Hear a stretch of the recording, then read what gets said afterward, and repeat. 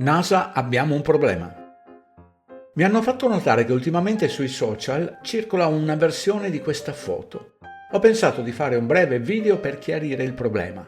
Questa è la famosa foto di Buzz Aldrin che scende dalla scaletta dell'Apollo 11. Avevo scaricato proprio questa foto dal sito web della NASA nel febbraio 2015. C'è un problema con questa foto però. Vediamo di cosa si tratta. Questa è la veduta della Luna che vediamo sempre dalla Terra. Quindi non importa dove ti trovi o dove si trova un altro osservatore, l'unica vista della Luna è questa. A quanto pare la Luna ruota e trasla molto lentamente mentre orbita attorno alla Terra, ma presenta sempre questa faccia alla Terra. Quindi se vi trovaste al centro della Luna, dovreste guardare direttamente verso l'alto per vedere la Terra. E se guardaste direttamente verso l'alto dovreste vedere il centro di quel disco. Questo è il sito di atterraggio dell'Apollo 11.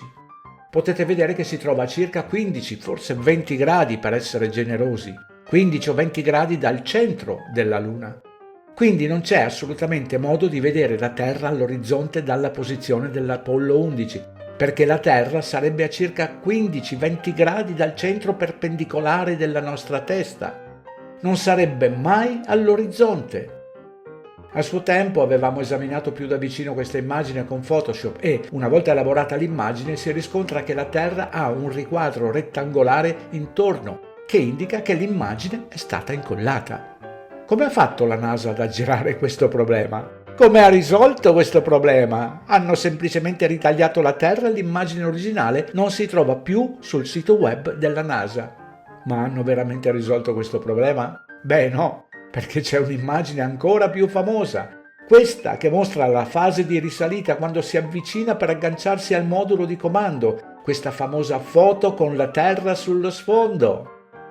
Beh, soffre dello stesso problema perché si vede il sito di atterraggio dell'Apollo 11 e, durante la fase di risalita, non avevano abbastanza carburante per poter orbitare attorno alla Luna un paio di volte o qualcosa del genere.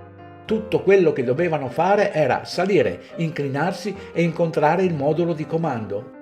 E questo è un problema. Questo è uno schema della veduta dall'alto dell'immagine che abbiamo appena visto e potete vedere che la Terra dovrebbe essere praticamente all'orizzonte, ma come possiamo vedere nuovamente, la Terra avrebbe dovuto essere direttamente dietro di noi da quella veduta. L'altro problema che hanno qui è che questa foto è troppo famosa per essere ritagliata o alterata. Ecco qua, condividete. Ricordo che attraverso il copioso indice alfabetico o YouTube avete a disposizione le playlist NASA, astronauti, ma attori con oltre 370 video documenti dei fallimenti delle loro recite per imbambolare i credenti. Grazie di aver ascoltato fino alla fine.